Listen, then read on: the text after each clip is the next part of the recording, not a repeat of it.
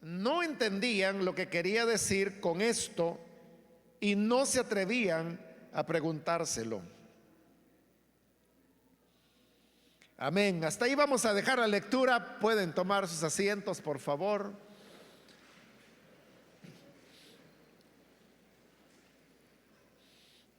Hermanos, en la ocasión anterior cubrimos la parte cuando el Señor Jesús libera al hijo del padre de familia que había llegado para pedirle ayuda. Y recordarán que dijimos que con ese tercer relato se completaba la serie de relatos que ubicaban al Señor en la montaña de la transfiguración. Hoy, en el versículo que hemos leído, en el 28, donde iniciamos la lectura, encontramos un cambio radical en el relato, porque vemos que hay un cambio en todo. En primer lugar, ya el Señor no está a la intemperie como fue anteriormente, sino que dice que está dentro de una casa. En segundo lugar, anteriormente Él estuvo hablándole todo el tiempo a los discípulos o al Padre, pero había mucha más gente que estaba escuchando. Pero ahora estas personas desaparecen y solamente se encuentran sus discípulos. Y además de eso, también dice el versículo 28 que ellos se encontraban en privado, es decir, las personas que no eran del grupo de Jesús, del grupo de discípulos, estaban afuera de la casa, porque se nos dice que el Señor había entrado a una casa. No se nos da mayores detalles qué casa era o de quién era, pero sí se nos dice de que ahí estaba el Señor en privado. Ahora, precisamente porque están en privado, es que los discípulos le hacen al Señor la pregunta que acabamos de leer allí. ¿Por qué nosotros no pudimos expulsarlo? Están preguntando eso porque recordemos que aquel padre de familia había traído a su hijo, atormentado por un demonio, a los discípulos del Señor para que ellos pudieran echar fuera el demonio, pero no habían podido. Y a eso obedecía la discusión que había entre la gente y los discípulos del Señor cuando Él bajó del monte de la transfiguración.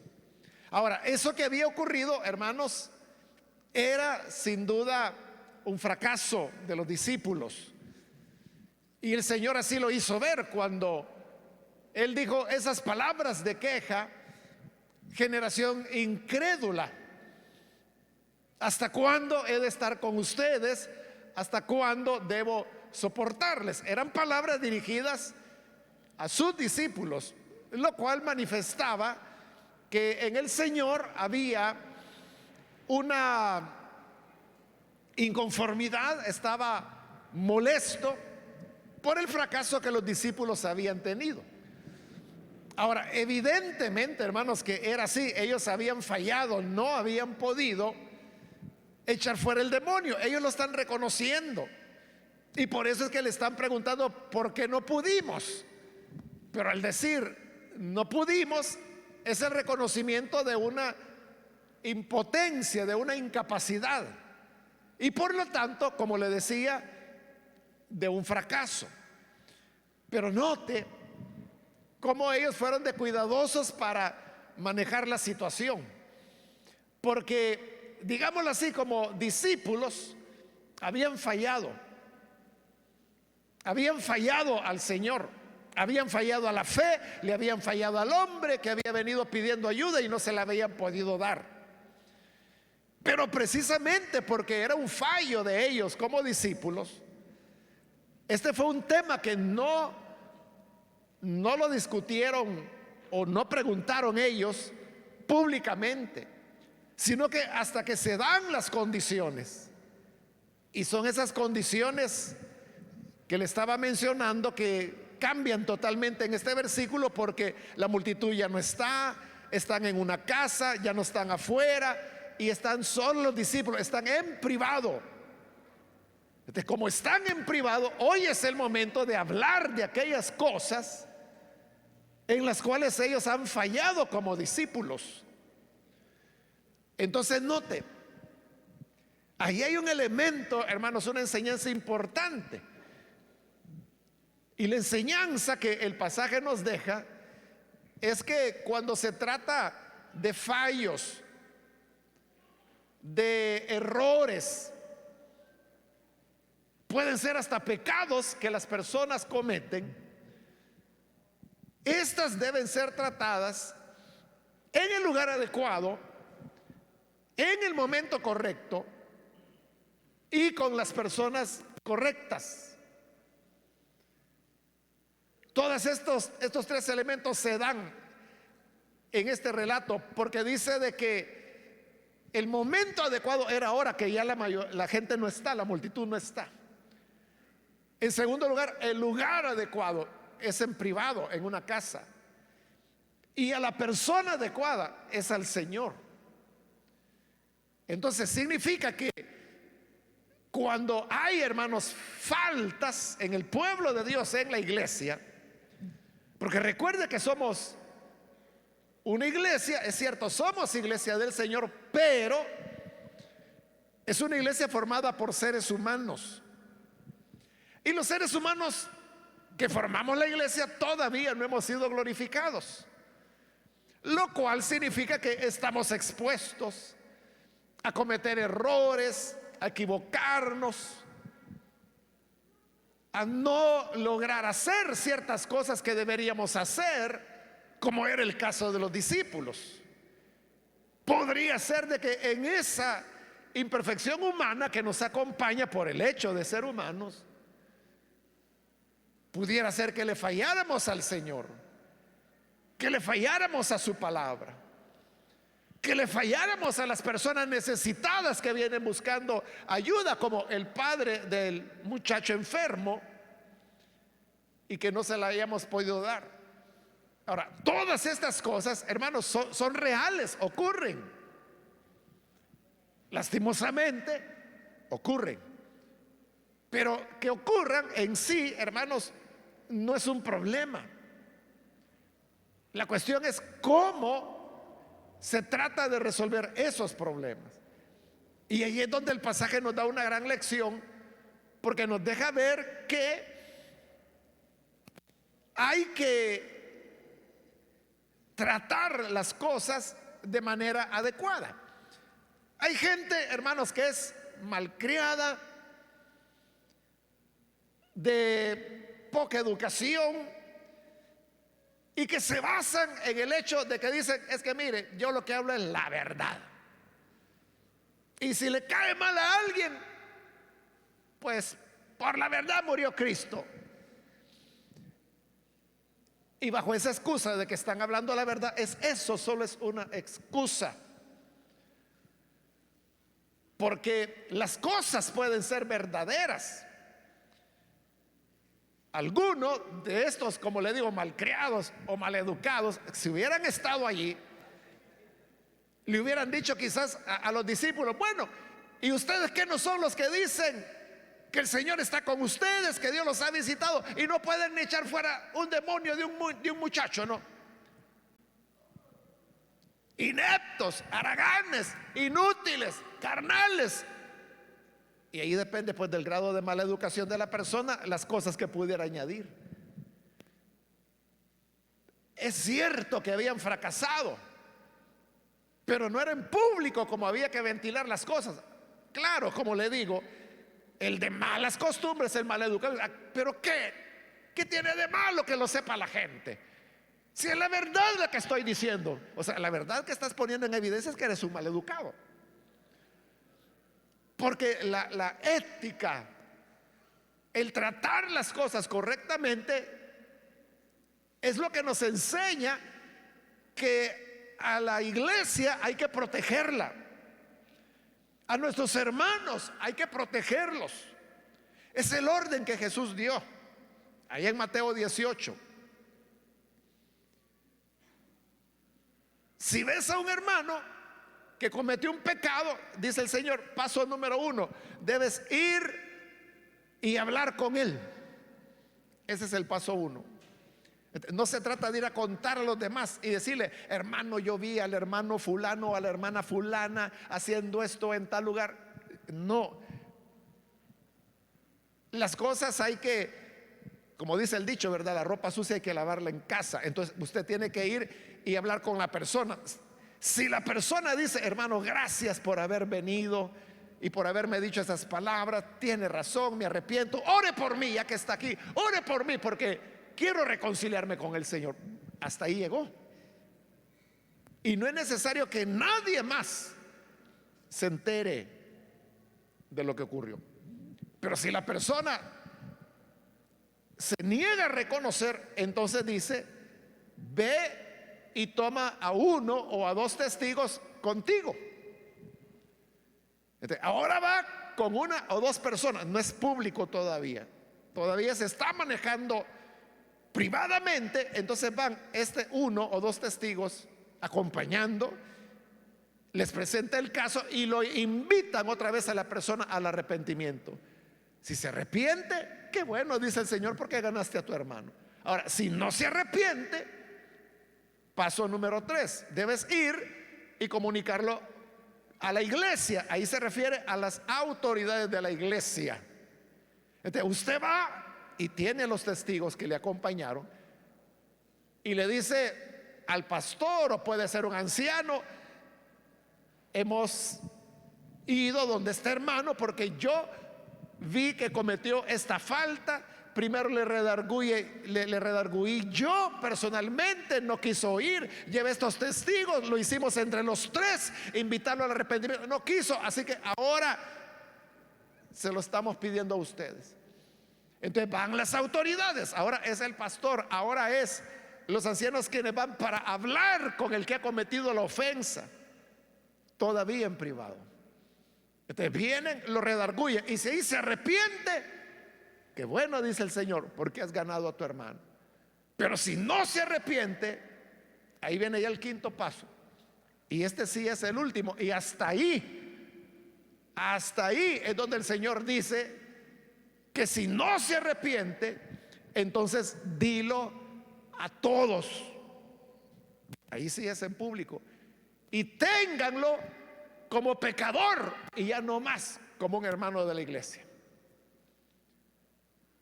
Esa fue la enseñanza de Jesús, Mateo 18, si la quiere leer. Ahí usted encuentra cómo hay pasos sucesivos que se van dando. 4 de ellos son en privado y es hasta el último donde ya la cosa se hace públicamente. Por eso le digo que esta gente que dice, que yo lo voy a decir donde yo quiera, yo lo voy a gritar para que todos oigan, ese está rompiendo las instrucciones que el Señor ha dado.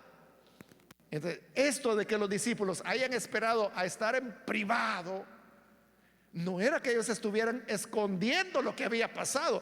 Al contrario, están siendo muy honestos al decirle, Señor, no pudimos. Ellos no anduvieron, hermanos, con excusa. Es que si nos hubieran dado más tiempo, es que si nos hubieran avisado antes, es que si nos hubieran explicado, nada. Aquí la realidad es que no pudimos, pero no queremos que esto vuelva a ocurrir. Entonces, ¿por qué no pudimos? Pero lo están preguntando en privado, y en privado es que el Señor les va a responder. Entonces eso debemos aprender, hermanos, que debemos proteger la iglesia, debemos proteger a los miembros, debemos proteger la imagen de las personas. Porque usted puede decir, no, yo voy a sinvergüenciar a pero esa persona a la cual usted dice que quiere sinvergüenciar es un hijo, tiene padres, o él mismo es padre, tiene un hogar, tiene una familia, tiene vecinos, tiene amigos. ¿Cómo lo van a denigrar de esa manera? ¿Quiere que eso mismo hagan con usted? Entonces el pasaje nos enseña la importancia de manejar las cosas en el momento adecuado, con las personas correctas y con las palabras correctas también. Hay un libro de John Maxwell, el cual usted sabe, su especialidad es escribir sobre el tema del liderazgo. Y en este libro él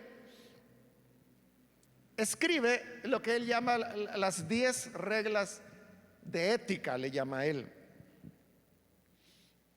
Y yo me puedo, o sea, lo he leído tantas veces, esas 10 reglas, que hasta le puedo decir de memoria las primeras. Regla número 1, dice él: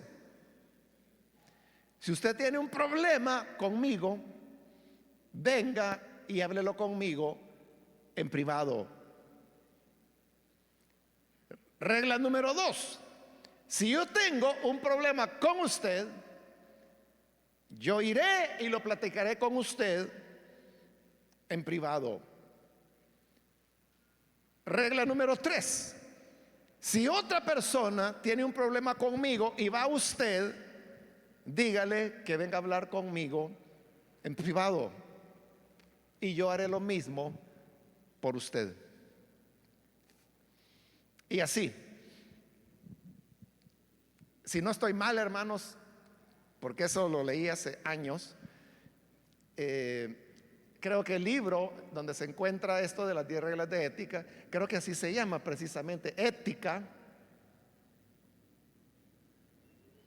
Y no recuerdo, él siempre le pone subtítulos a sus libros, pero en grande dice Ética, John Maxwell. Búsquelo así y ahí lo va a encontrar. Pero lo que le estoy resaltando es exactamente lo mismo, el mismo principio que encontramos en este relato, que las cosas deben ser manejadas con ética. Por eso él la llama las 10 reglas de la ética.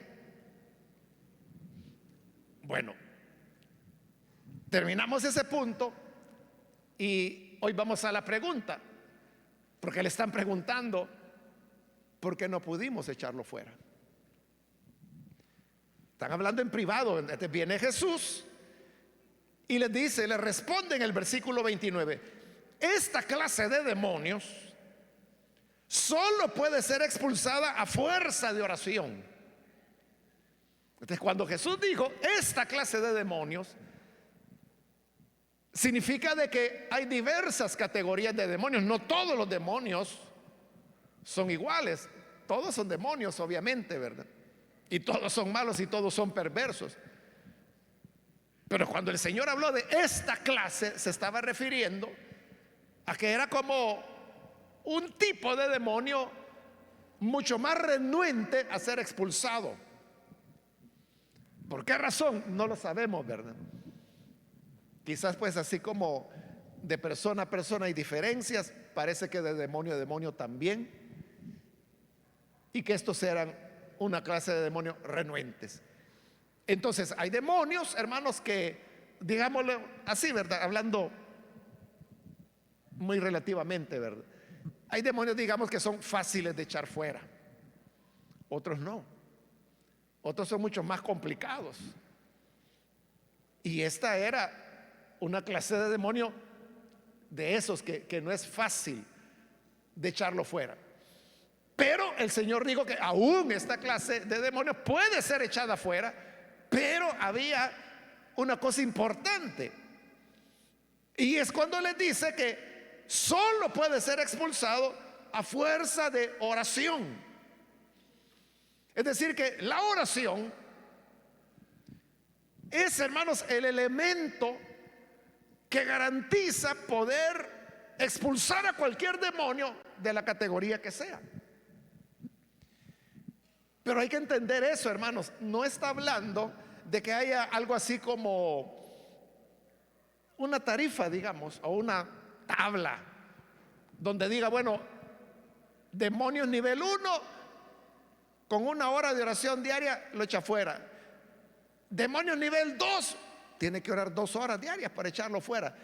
Nivel de demonio 3 horas diarias. O sea, no es así de que la oración sea como una moneda que uno paga para echar fuera el demonio. No es así.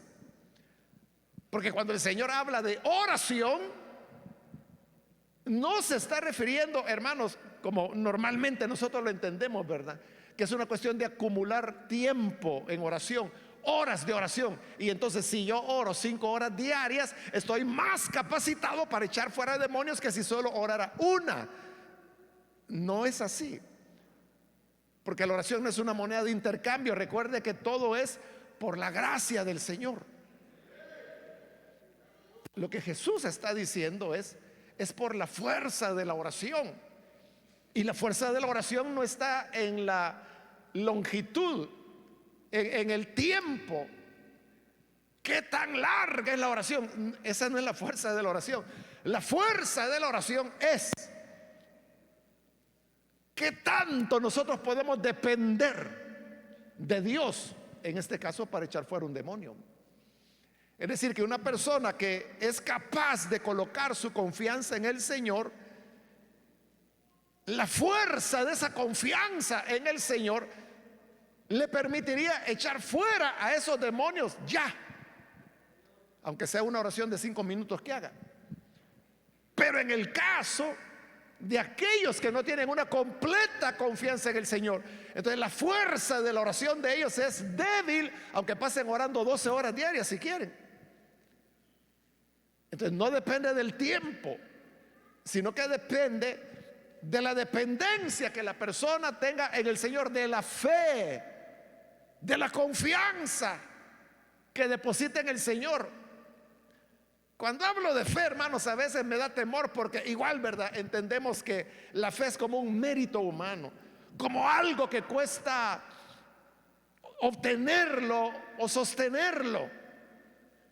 Por eso me gusta más hablar de confiar en el Señor, porque confiar es eso, no es en sí un mérito, no es un esfuerzo que debe hacer, sino solamente entregarse.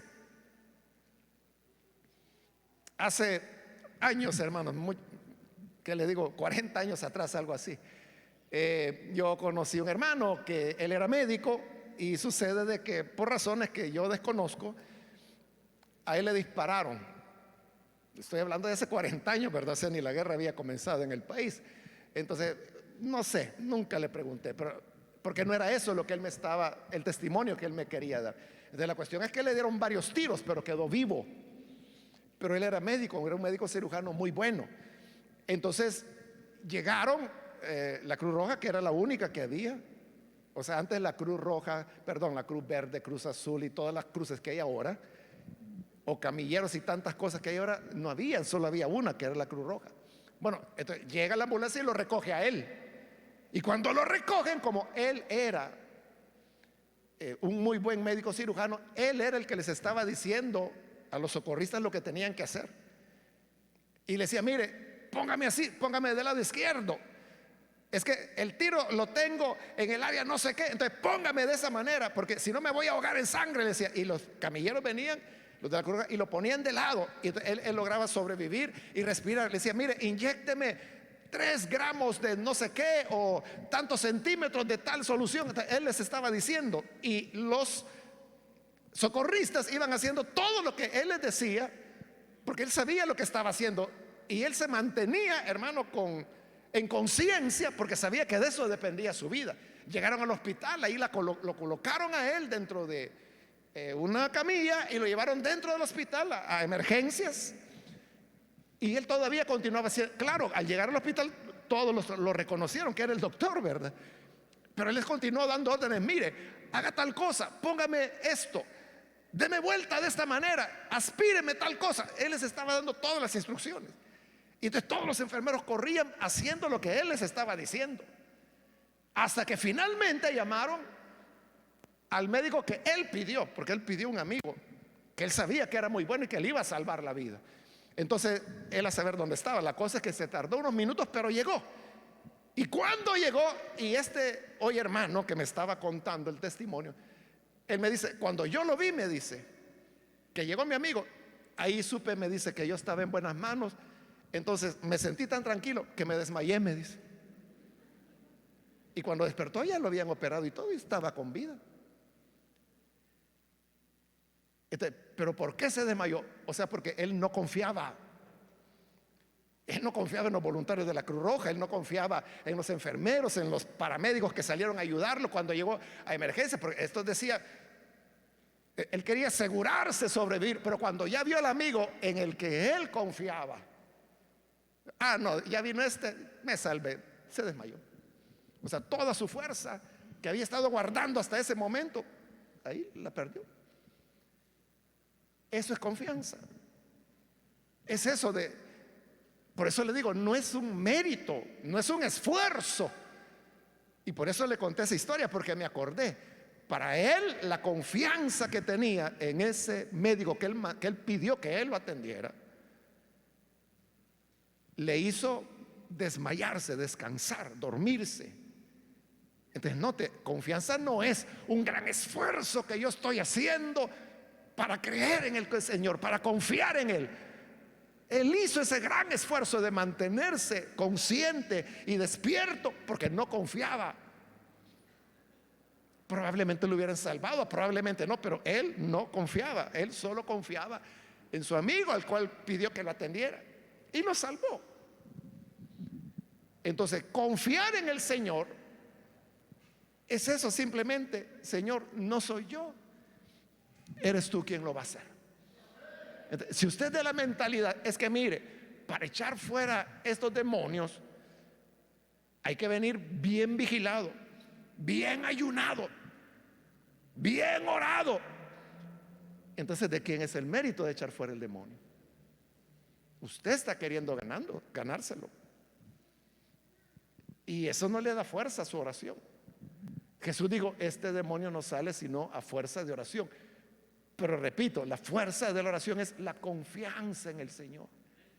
Entonces, aunque en verdad, hermano, es que así es verdad, los casos, generalmente, los casos de posesión no vienen con aviso, de repente aparecen y uno tiene que hacerle frente. Lo más probable es que no viene usted de vigilar, ni de ayunar, ni de orar. Pero ahí viene el punto: ¿en dónde está su confianza? Su confianza es el Señor. Esa confianza es la que, como le digo, muchos no la ven así y creen de que echar fuera demonios depende del mérito de la persona. Por eso es que a este versículo, hermanos, le hicieron una adición, que es la que usted tiene ahí en la Reina Valera. Porque el Señor lo que respondió fue: esta clase de demonios solo puede ser expulsada a fuerza de oración, punto. Pero siglos después de haber sido escrito el Evangelio, alguien vino y le añadió: y ayuno, así como lo traduce la Reina Valera. La Reina Valera lo traduce: este género con nada puede salir sino con oración y ayuno. O sea, le agregaron esas dos palabras, y ayuno. Pero esas dos palabras no se encuentran ni en los manuscritos más antiguos ni en los más confiables. No está. Es una adición que se hizo mucho tiempo después. Claro, esto no significa, hermano, estar en contra del ayuno, ¿verdad? Lo que no debe hacerse es tomar este versículo como una base bíblica para enseñar el tema del ayuno, porque no la es. Ahí se estaría basando en una adición hecha humanamente más o menos ahí por el siglo XII, es decir, más de 1000 años después de que había sido terminado el Evangelio. A saber quién la haya, pero haya sido quien haya sido el que añadió, era ya esa clase de persona que pensaba que los demonios se echaban por el mérito de la persona y que por lo tanto había que orar, pero orar no les pareció suficiente, añadieron ayunar, y si el copista hubiera sido latinoamericano le hubiera añadido y vigilar, porque la vigilia es algo propio de Latinoamérica, hermanos. En Europa, en Estados Unidos, en Canadá, la vigilia no existe porque no aparece en la Biblia. Es una tradición, una costumbre latinoamericana. Por eso le digo de que Si hubiera habido copistas latinoamericanos, le hubieran puesto no sale, sino con oración, ayuno y vigilia le hubiera puesto. Pero lo que Jesús dijo fue con oración. Oración. Luego hay, hermanos, otro cambio de escenario en el versículo 30. Dice, dejaron aquel lugar y pasaron por Galilea. Es decir, que hasta aquí ellos están abandonando Cesarea de Filipo, que es donde comenzó el relato en el capítulo 8, versículo 27. Es decir, desde el 8:27 de Marcos hemos estado en Cesarea de Filipos hasta hoy, el 30 del 9, en donde dice que dejaron aquel lugar, es decir, dejaron Cesarea de Filipo y pasaron por Galilea. Recuerde que aquí Jesús ya va de regreso, no de regreso, sino que va camino a Jerusalén. Entonces Marcos lo coloca en la parte más norte, en Cesarea de Filipo. Ahora ya van por Galilea, que queda bien al norte también, pero ya están menos al norte. Y poco a poco se van a ir acercando a Jerusalén, donde el Señor será entregado. Entonces llegaron a Galilea, que es donde más había enseñado al Señor, donde más ha estado Él durante su ministerio, donde más lo conocían. Pero dice el 30 que ahora Jesús no quería que nadie lo supiera. O sea, cosa difícil, ¿verdad? Porque era donde todo el mundo lo conocía y no quería que la gente supiera. Ahora, ¿por qué no quería que la gente supiera? Dice el 31, porque estaba instruyendo a sus discípulos. ¿Y de qué les instruía? Les decía, el Hijo del Hombre va a ser entregado en manos de los hombres, lo matarán y a los 3 días de muerto resucitará. Entonces, ¿de qué les enseñaba? De su muerte. Este ya es el segundo anuncio. Recuerde, en Marcos hay 3 anuncios que el Señor hace de su muerte y resurrección. Aquí es la segunda, ya pasamos la primera. Usted puede ver que aquí Marcos lo que está haciendo es un resumen, porque es la versión más corta.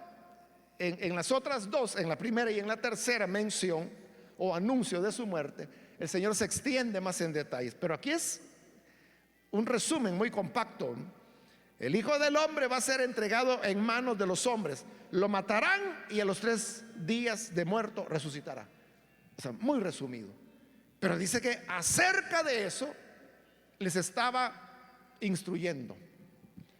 Esta, hermanos, es la única vez en los evangelios que se dice que era una instrucción que el Señor daba sobre su muerte.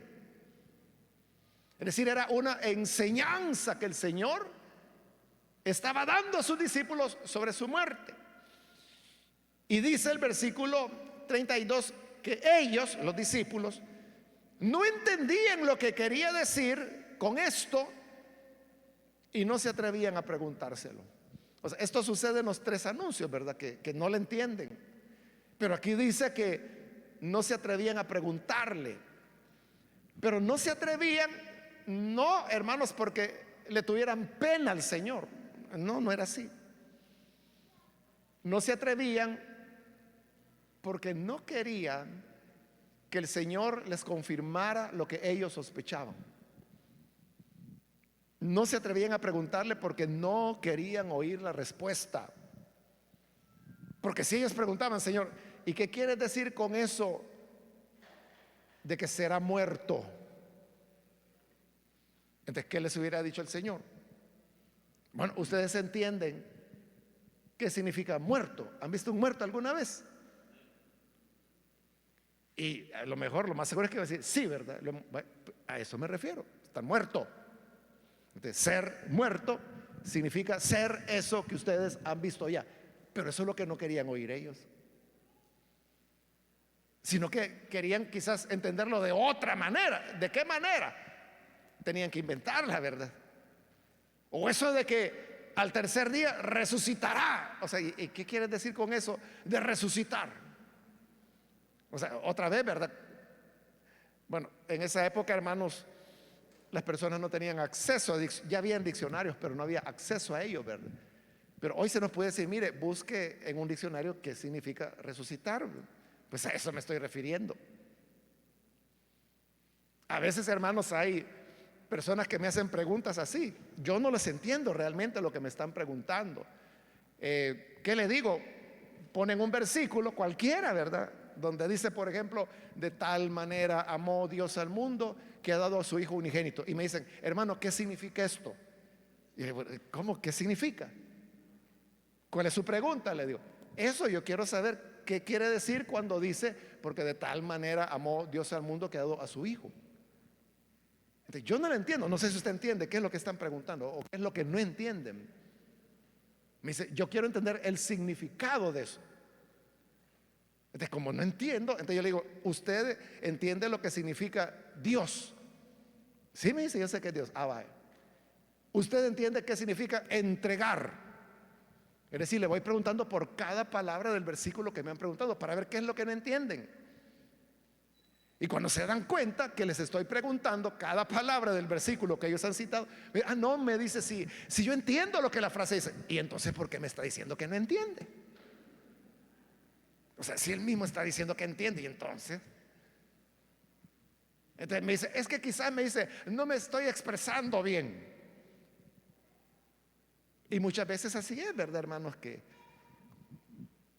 quizás las personas tienen una duda, pero quizás no logran articular bien la pregunta. Entonces, mientras no la articulen bien, es muy difícil que uno pueda adivinarles cuál es su inquietud o qué es lo que quieren saber. Por eso es que alguien, esto lo oí, era niño yo, ya ni me acuerdo dónde, pero la cosa es que escuché un dicho que me pareció muy sabio de alguien, no me acuerdo quién lo dijo. Pero esta persona, quien haya sido, dijo, no me interesa conocer las respuestas, sino que entender las preguntas. Y esa es una gran verdad. O sea, yo no puedo dar una respuesta si no entiendo la pregunta. Entonces, poniéndola del otro lado, igual, ¿verdad? Nadie podrá responder su pregunta si no hace usted la pregunta correcta. Si no pregunta correctamente, nadie podrá responderle por mucha buena intención que esa persona tenga de responderle. Entonces, eso es lo que pasaba aquí. Los discípulos sabían que si preguntaban, el Señor les iba a decir lo que no querían oír.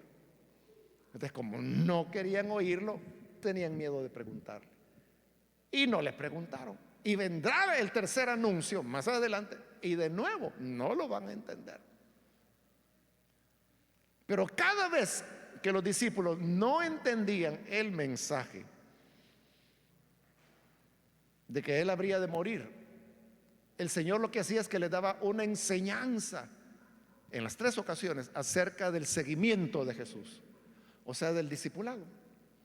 Y eso es lo que va a hacer aquí, que después de que dice que no le han entendido y que no se atrevían a preguntarle, el Señor les va a enseñar una lección de discipulado que es la humildad. El que no se haga como este niño no podrá entrar en el reino de los cielos. Pero eso lo vamos a ver en la próxima oportunidad.